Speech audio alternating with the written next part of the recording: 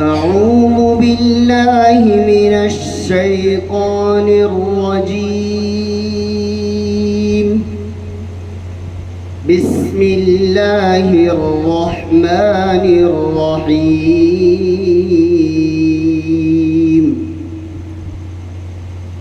فلا أقسم بما تبصرون وما لا تبصرون إنه لقول رسول كريم وما هو بقول شاعر قليلا ما تؤمنون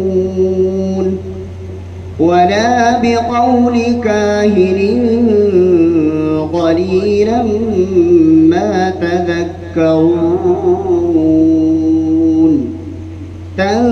تنزيل من رب العالمين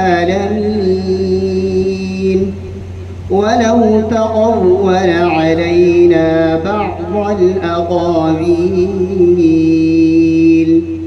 لأخذنا منه باليمين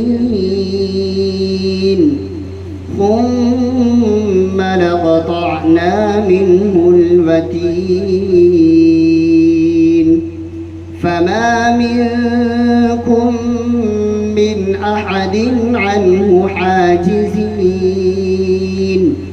وإنه لتذكرة للمتقين وإنا لنعلم أن منكم مكذبين وإنه لحسرة على الكافرين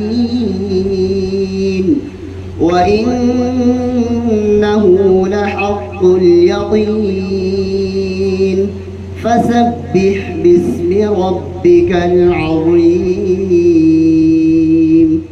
صدق الله العظيم.